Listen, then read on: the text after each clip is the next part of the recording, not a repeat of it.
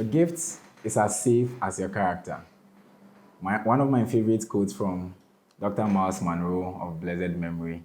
And I really love that quote. I really like it because it speaks a lot about the value of character everywhere you find yourself. It's just like you have an egg in your palm. Let's assume the egg is the gift you are having, and your palm is your character. So, how the egg is going to be handled as to whether it's going to fall or remain or even move to the destination that is going to be depends on how you are going to carry it or weigh it with your palm. And that is what we are actually talking about when we talk about character.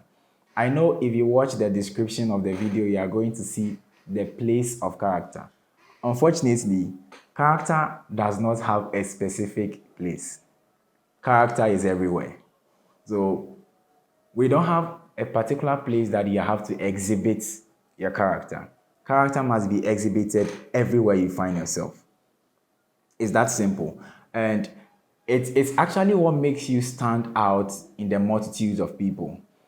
Character is just what puts you out there. We know that this person has this character. This person has this principle. This person has these moral values that he or she works with, he or she puts forth, acts on. And that is what distinguishes you from everyone else there. So character literally is everywhere and is that one thing that keeps you out there. Let's look at three things to be conscious of when we talk about character. Now we've established the fact that character is everywhere. Now we want to look at three things that you have to be aware of anytime we talk about character or anywhere you find yourself. And number one, stick to your values everywhere. Stick to it. Just stick to it as a leader. If it's a principle, if it's a bar you've set for yourself, stick to it everywhere. That is what solidifies your character as a leader, no matter where you find yourself. So if you've set some standards, some principles, or some values for yourself, stick to it everywhere as a leader. I am not going to do this and I'm not going to do it. I'll do this and I do it. Stick to it. Number two, never compromise your convictions. You are convinced that the result of this thing is that. Never compromise it. Let me speak to leaders who are in position, for example. So you have a role to play in an organization or somewhere, something of a sort. There are things that you have to do to keep your organization running.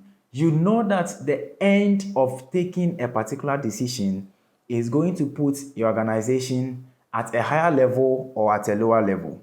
Now, if the decision you are going to take puts the organization on a higher level, on a positive note, it means that it's something or it's a conviction that is going to guide you in whatever step you are going to take. But once it's going to put the organization on a lower note, it tells you that you wouldn't have to take that step. Let's go into the religious field as an example. You are a leader. You are leading a group of people. You choose in the context of spirituality to go out there and commit some sins or some things that are not supposed to be done. What you do is that you are literally compromising your conviction, that conviction that Christ has given you to put you in a certain plane in leading your people.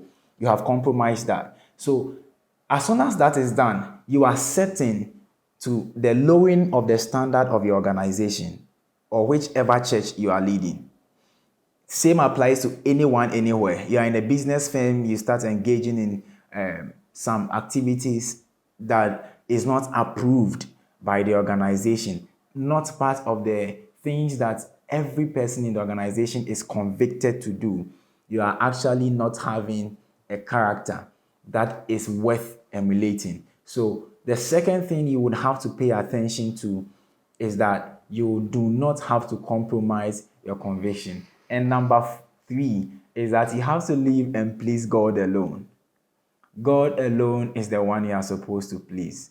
let him be your standard in terms of character, because he actually gave you whatever gift or talent you are exhibiting. And if your gift is as safe as your character, you are certain that you are only going to rely on the one who gave you the gift to be able to safeguard that same gift. Again, thank you so much for joining us today on Leadership Go with the Brainy Leadership Team. I'm Michael Brainy.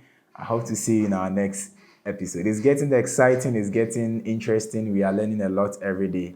Don't miss out in any of our episodes.